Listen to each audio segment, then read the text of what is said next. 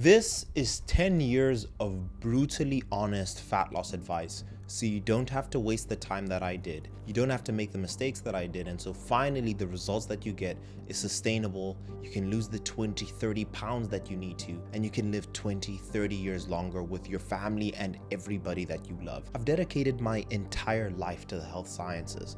I'm a scientist. I majored in biochemistry and microbiology. I got a full ride scholarship into medical school. I became a medical professional, and over the last decade, I have coached individuals utilizing all the knowledge I've accumulated as a scientist and as a medical professional. In that same decade, I have practiced what I've preached. I have stepped on stage. I also this year became a professional natural bodybuilder, and in that time, I've coached over 1,000 men and women to the best shape of their lives and also increase their health span by implementing sustainable habits that they can do each and every single day.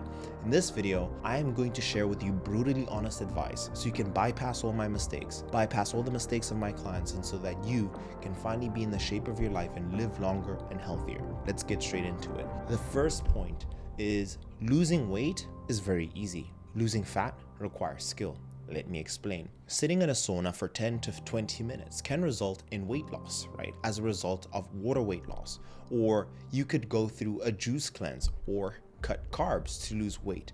These are all very easy actions to implement for you to see a difference in weight scale. However, losing fat and being able to decrease your adipose tissue in size actually requires skill. The skill of being able to resistance train, the skill of being able to hit the right amount of protein intake, carbs and fats. And when you think of it in that lens, it actually allows you to go through the process with a much better mindset. Let me explain. If you decide that you want to learn how to play tennis, you don't expect to become a professional tennis player within the month. The same way with individuals, if they think of losing fat and finally getting into the shape of their life, if they change the lens that they look at that through and realize that they need to accrue these skills necessary to be able to lose weight, and if they practice these skills, that eventually they're going to reach the result. And with that lens, their likelihood of being more successful is much higher. So in the sense of a catabolic process, right? Breaking down fat tissue, lipolysis, we understand that we need to be in a caloric deficit. Through the laws of thermodynamics, it's input equals output, right? And for you to be able to lose more fat, for you to more so empty your bathtub than have your bathtub overflow, you must have a higher output than your input. And the best way to do that is to control your input through food.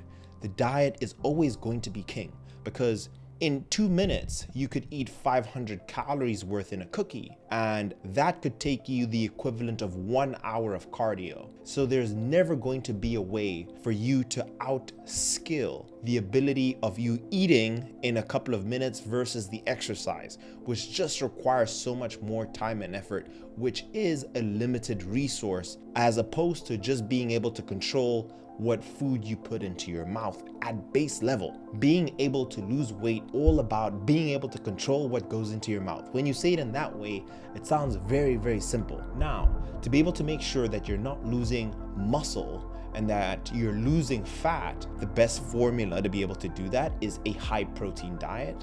This will make sure that we are emphasizing the ability to retain, if not build, muscle mass. You eating enough carbohydrates to have a source of power. Glucose, which is the singular and more simple form of carbohydrates, is going to be the body's main energy source. And giving the body just enough will elicit the best results in terms of your resistance training power output, your ability to utilize your brain. Did you know that your brain utilizes 20 to 30% of your total calories? And then just enough dietary fats so that you can maintain hormonal homeostasis. Once you understand those fundamentals and looking at it through that lens, you can then understand, okay, actually, let me spend 1, 2, 3, 4, 5 months mastering the skill. So what you need to focus on for fat loss is, again, making sure that you're maintaining a negative energy balance consistently, prioritizing your protein intake. A very short way is 1 gram of protein per pound, 20% of your total caloric intake allocated towards your fats,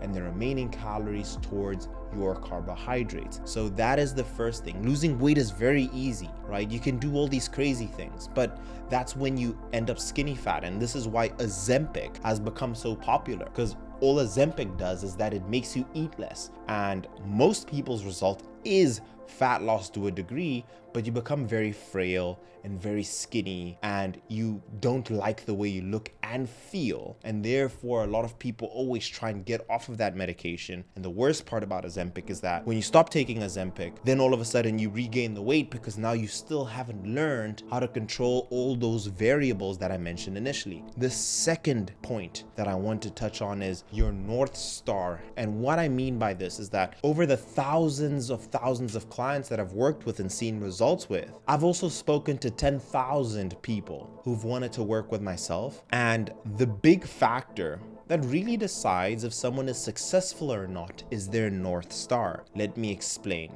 A nice and easier way to think of it is their why.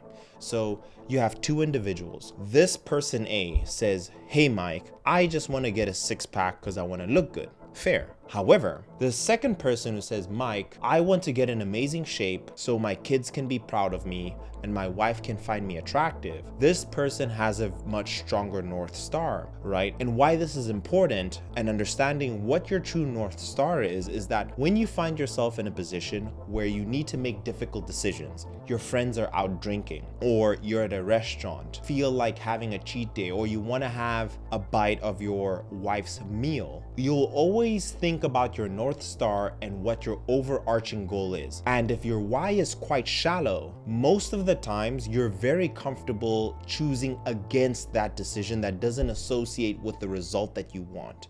So when I've spoken to people, and unfortunately, why all of my clients I work with are 30 years and above, that's because most of those people have started to realize how important their health is. They're pre-diabetic. They have tried Ozempic before. They're feeling low in energy. They have crushed their confidence as a result of the way that they look. And a lot of those people have realized how valuable their health is.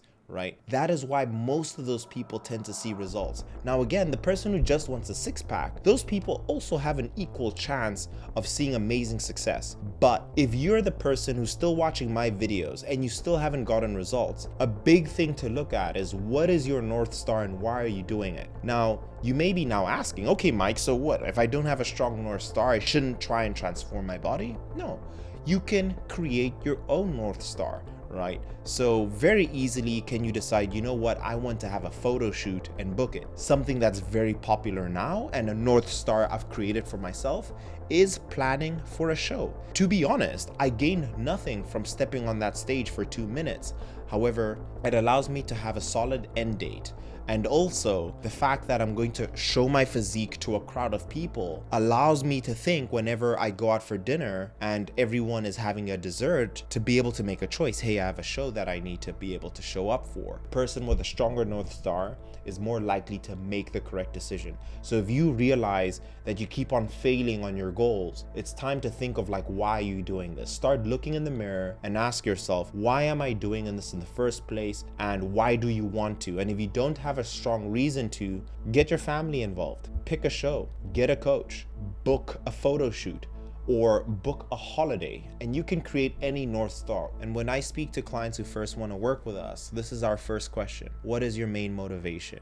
And that allows us to understand the likelihood of success with us, because in reality, all the science you need is online, or you can find someone who has it. It's more about, are you going to execute on the path and the plan that is given for you? The tip number 3 is mastering your mindset. Mindset is everything. Everything we do in this life originates in our mind. The decision to wake up, the decision to take a shower or to brush our teeth. Understanding our mind is very, very important. Now, with my clients, when we start this entire process, I think of 3 layers that I can manipulate so that they can see the best results. And those 3 layers are called the 3 layers of behavioral change, right? And think of them of circles, of a circle within a circle. And the deeper you go into that circle, the more profound the change will be. So the 3 layers are, at the outermost layer, it will be an outcome.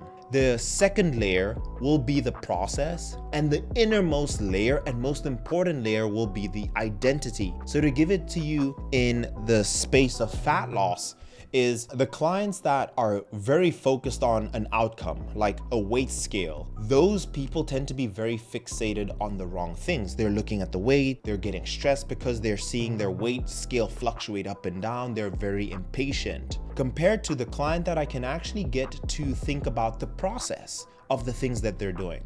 Hey, how many steps are you getting? When are you cooking your food? How are you cooking your food? Are you measuring your food? The people I can get focused on the core processes that they're doing each and every single day will always have a better result than those people who are focused on the outcome. And then on an even deeper level, when I can talk to people and I can change how they view themselves. If you identify yourself as a person who eats healthily, you're always going to want to associate your character with that type of person. So whenever you find yourself in a scenario where you need to eat, you're always going to make a healthier decision. If you identify yourself with someone who loves walking, the chances of that person who says they love walking of hitting 10,000 steps is much higher compared to the person who is only focused on the outcome of the 10,000 steps. So if you approach your fat loss as looking inwards, do you love training?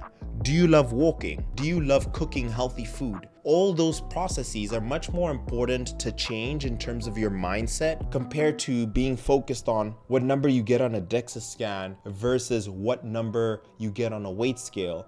Those are much more shallow. So always try and master your mindset and look at changing your identity and your process compared to really focusing on an outcome. The tip number 4 that I want to give you is sleep is everything. And the way we can look at sleep in a computer is like your motherboard, right? And if you think about a motherboard that is very slow, your computer is going to be very glitchy. It will function very slow. If you're trying to type up a Word document, that computer may shut down a lot of times and you need to retype it. It may not save that document. It can be very frustrating. However, if you have the fastest motherboard, the most sophisticated one that functions optimally, you're going to finish things in record time and you will notice how much easier the process is. You'll be able to print out the assignment or do whatever objective you had on that computer. And sleep is that. Sleep is the motherboard of your body. It is the control panel of your body. It is what is responsible for controlling every single hormone and how those things are expressed. It is the single thing that we can do to actually manipulate the hormones in our body without doing anything exogenously. Let me explain. Sleep will affect your growth hormone. Sleep will affect your testosterone. Sleep will affect your insulin, which is probably the most important hormone when it comes to fat loss. Sleep will affect your cortisol. Sleep will affect your estrogen. All those hormones are metabolically important. They are the keys for you to be able to elicit the result. When you have less sleep, those keys are extremely rusty. You struggle to turn them. Sometimes they get jammed and they don't function properly when you're sleeping 4 to 5 to 6 hours. And in the opposite direction, when you're sleeping 7, 8, 9 hours, you maybe have 5 copies of those keys and it works so much better. I remember when I did my first cut, it took me 7 months and I was doing 2 hours of cardio and I was doing 2 hours in the gym. And it frustrated me because I wasn't seeing results the way I wanted to, and I wondered why. And the main reason for that is because I was sleeping less. What I also need to point out is that during that time, I definitely had hustle culture. I wanted to be so successful so badly. And I was like, I'll sleep when I'm dead. I would say that all the time. It was the most foolish and idiotic thing I could have ever done. Conversely, when I started sleeping better, my grades became better. I lost fat so much easier. And also, for all the thousands of clients I've worked with, that's the first thing we focus on. It's the number one thing we focus on because everything falls into place. Your adherence to the diet, your testosterone levels, your energy levels, everything. So what I recommend for anybody out there is get a device, get an Oura Ring, Ultra Human Ring, get an Apple Watch, any device to track your sleep so you can have a good idea of how much you're sleeping. And then you can take that information and manipulate it accordingly. The first level of improving your sleep is establishing a routine, because we're creatures of habit. If you sleep at the same time every day, it will be much easier. Second thing is just making sure that you're not waking up during the night. The two things that will usually disrupt your ability to fall asleep is your liquid intake and your food intake, and caffeine intake. And then finally, just make sure everything is dark. We need to be in a very dark setting, a very cold setting, to fall asleep the best way. And practicing this each and every single day will make your whole process so much more easier. The next point is the art of resistance training. In the next 3 topics that I'm going to talk about, I am going to use the analogy of building the Michelangelo sculpture. And if we think of resistance training, we need to think of this as the clay, and you want to lay as much clay as possible. Another way to think of resistance training, this is your 401k. This is your savings account that has a return of 8% a year, and you're gonna need this when you're 30 years old, 40 years old, 50 years old. Think of muscle as the fountain of youth. The more muscle you have, the healthier you will be. So when you resistance train, make sure that every time you slap a layer on, that it is quality layers that will stay on there for years and years to come. When you're resistance training, make sure it's done with good quality. For all you experienced resistance trainees, the best barometer to determine if you're adequately resistance training is making sure that you're consistently uncomfortable in the gym. What I mean is, it's very easy to want to go in the gym to move around some weight to get out. However, when you ask yourself every day, did I challenge myself as an individual? Did I put new weights on that leg press that made me just a little bit more scared than I was? And did I practice it with good form? And when you have this mindset, every time you go into the gym, you will see progress. And make sure that you're tracking your weights. This is a very, very undervalued tip. I never see anybody tracking their weights. And this way you can consciously and honestly see if we're making progress or not. With the bench press, have you just been hitting 315 for the last year? If yes, you're wasting your time. So identifying that your bench isn't increasing, you can then start making adjustments. Should I move over to machines first to safely overload the muscle to be able to then go back and see if I can do 320 or 325? And so on. The next point I want to use is the chisel. And the chisel is always going to be the diet. Now, here's where I'm going to talk about diet in more detail, right? Now, every fat loss diet that you've ever heard, Mediterranean, paleo, intermittent fasting, every single diet still follows the same science of input versus output. It follows the same fundamental of energy balance. And to answer the question of what is the best diet, the answer is it's the best diet that you will follow. For example, when I hear a client tell me that, hey, I love steak, I love eating peanut butter, I love salad, that client sounds to me like they have a higher affinity to more protein and more fats. This client may be more akin to having a ketogenic diet. So fundamentally, every single diet has to follow the same scientific rules. So build a diet that is the best for you. So I'll give you an example. One of the questions I ask my clients is, tell me the foods that you enjoy the most, even if they're unhealthy. I will always hear burgers, I'll hear pasta, I'll hear sandwiches. So with that data, I'll now think of what's the healthiest and best way to actually create those foods. For example, the client may say, hey, I love making protein pancakes. Very easy. Whey protein, egg whites, bananas,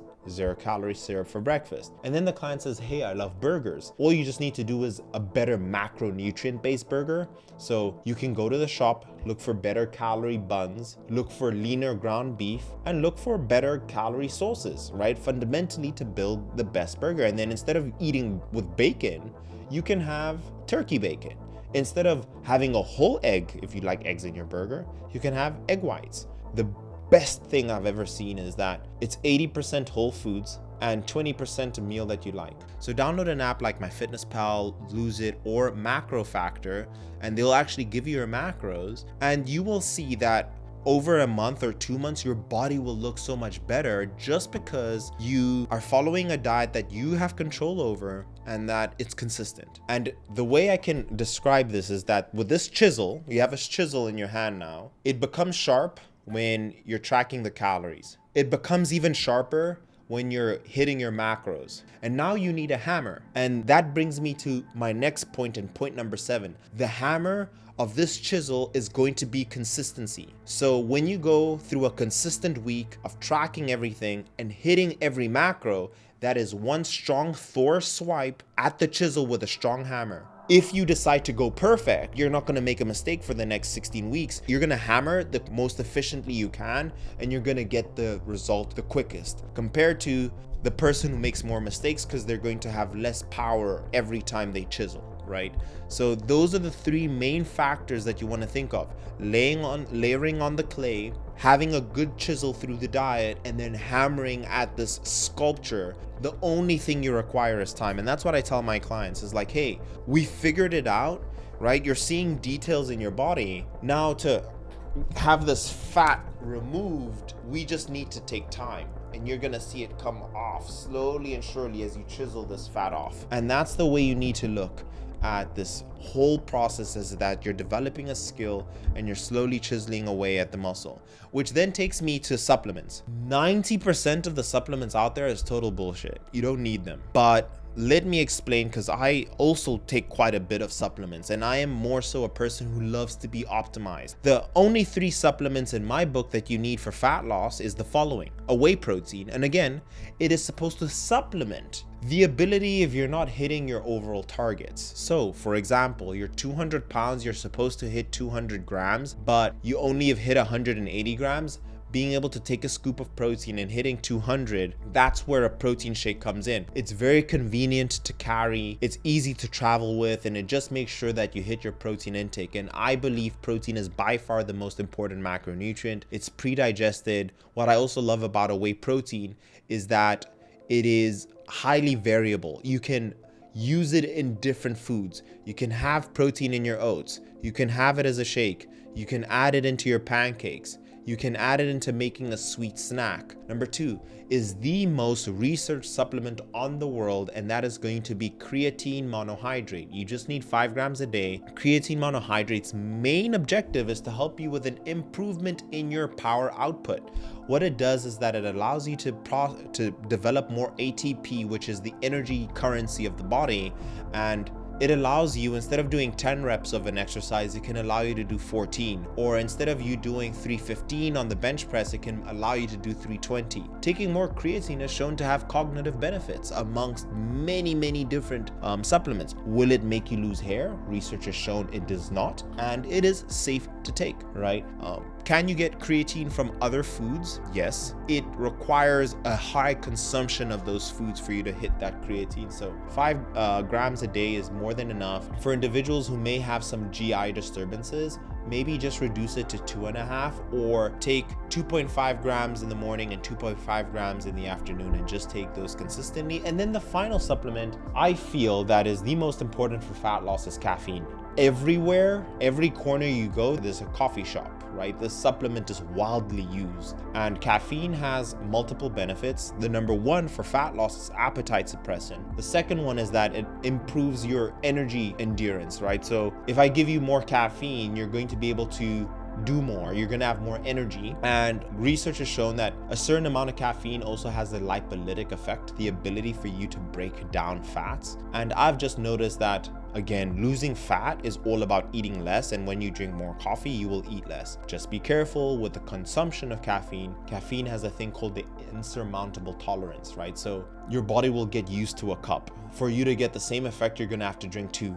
After time, your body will get used to 2 cups of caffeine. And this is why people tend to drink more and more coffee. The solution to this is always just reducing your quantity or going into a decaf. So those are the only 3 supplements you need. With that being said, the other supplements I feel like is extremely important is omega-3s, right? Your fish oils, EPA and DHA. So those are essential fatty acids that your body cannot produce naturally, that improves multiple systems in your body, from cardiovascular to cognitive function to gut gut, so many things. So omega-3 fish oils you should have in your diet, B vitamins. Having a multivitamin can allow us to make sure we cover all our bases, but I'll leave that there. Those are the only supplements that you need. Next, fat loss advice. The best cardio for fat loss. The cliche answer is the one you enjoy. Why? Because you're gonna do more of it, right? You're just gonna do more. So I've had a client who loved swimming, and he got so shredded because he loved being in the water. He loved swimming, and he did it more than I needed him to do. So he lost the weight really quickly because he was burning so many calories. I've had another client who lost a lot of weight because he loved playing basketball. So the weight came flying off because he was playing it often, right? And I've had clients who love walking. And in my personal opinion, across the board, walking by far is the best cardio for fat loss. And then I'm going to also talk about the best cardio for longevity. And why I put walking as number one is that best risk to reward ratio. When you are running, for example, the risk of running is injury. The risk of running is an impact in your training performance the next day. If I had to bet, and I had to bet on who is going to do more sessions, I will always bet on the person walking 365 days a year versus someone running 365 days a year. So yes, there are people who can run, but for the sake of the population, most people walk more. It doesn't have as negative impact on your ability to accrue muscle tissue. So when you're running, this impact in your muscle prevents you from having good training output the next day. But when you're walking, because there's minimal impact, your muscle feels fresh to perform all exercise necessary. So the risk to a reward ratio between running and walking isn't even an argument. Now, is there benefit to running? Yes. So zone 2 training, right? That heart rate, and this is zone 2 for those who don't know, is achieving 70% of your VO2 max. And that's a sexy way of saying utilizing 70% of your lung capacity, right? So if you've ever seen, they put this machine on you, and while you're running, they can notice how much of your lungs you're using. 70% of your lungs can be when you have a higher heart rate. So 20% of your VO2 max is like walking, right? You're like, hey, you're not using much of your lungs walking because, you know, you're not tired, you're not breathing much, your body doesn't have a high oxygen demand. But when you're running, you have like about 70%. So usually that's between the heart rate of 120 to 140 beats per minute. Don't take this part as, hey, walking is the best, don't do the other. Is that if your main objective is fat loss and you're 30% and above, walking should always be your foundation, and adding walking as another tool and another layer to your cardiovascular exercise is a fantastic option. The next point is understanding your metabolism, right? So all of us, if you kind of think of our body as a game, right? If you ever played the fighting game Tekken or Mortal Kombat, you see like you have a health, right? And think of that as your metabolism, how much energy you have. And as the day progresses, your body uses that entire health bar, and there's a number attached to that. And that number is called your total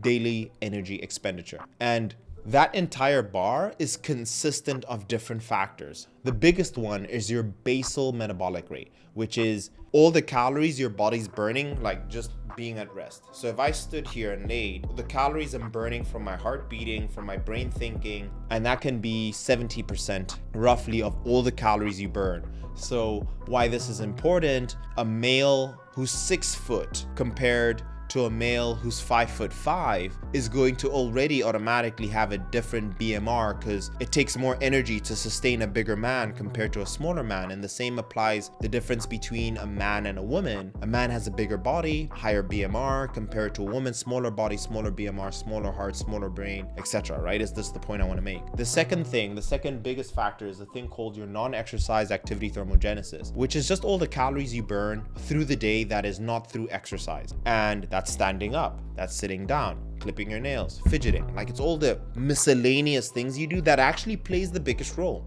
Then we have the thermic effect of food, which is just the calories your body consumes digesting food. And how we manipulate this is making sure how many calories you're burning from eating more protein, which is that requires the most energy from your body. So eating more protein will boost metabolism. Then we have a thing called exercise activity thermogenesis, and that's about 5%. It's the smallest one. The usual trick to troubleshooting your metabolism is spending a month eating at maintenance, your total daily energy expenditure, and then once you've adapted to that, then decreasing your calories slowly. The next one is tools for the titans. You need tools to be able to track, right? If you don't track, you don't care. So we track everything in life. We track our finances, we track how much fuel is in the car, everything. We track our grades, everything is tracked. And why don't we do the same for our body? You have one vessel. So these are the tools I feel everybody should have. A weight scale can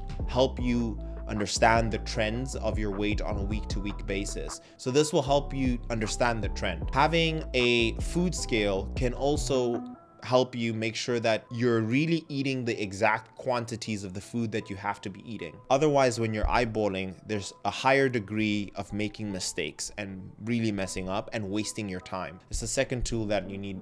Photos are extremely important because, like I mentioned, a weight scale can tell you the trend, but you can really compare photos and look and see if you see any differences. And then finally, also tracking your resistance training, seeing if you're improving. With a lot of my clients as well, especially my ladies, I make them track their waist measurements, because if you see an inch is coming off every week or 2 weeks, but the scale is staying the same, so inches are coming off of your waist, but the scale is staying the same, you can be confident that you're losing fat. Tracking all these things can leave you with a peace of mind and can allow you to make better decisions, clear, scientific, concise decisions.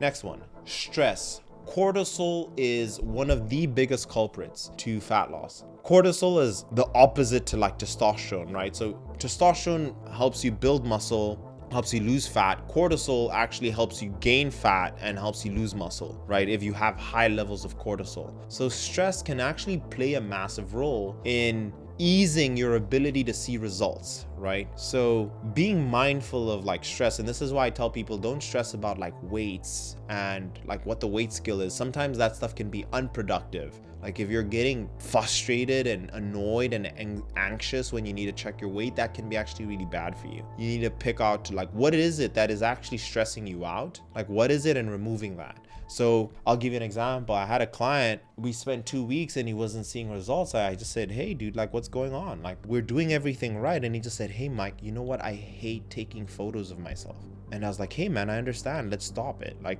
don't take photos. Let's not do that. Let's do it every month. Lo and behold, a month later, he saw amazing results. And I'll give you another example. I had another client. She didn't lose weight for a whole month. And I said like, hey, what's going on? And I got to chat to her. This is why I think having calls with your clients is really important, because we're all human beings. We need to see how we are fundamentally. And long story short, things weren't great at home with her husband. And she was actually having irregular periods, which is an indication of inconsistent estrogen production, which explained why she wasn't losing weight. And long story short, we started breathing, practicing, and mindfulness techniques. She got a period back, she started losing weight. And then the final piece of brutal advice that I'd give you guys is that, guys, the best athletes in the world have coaches. Like every athlete who's amazing, right? Tom Brady, LeBron James, Michael Jordan, Kobe Bryant, Cristiano Ronaldo, Messi, everybody has a coach.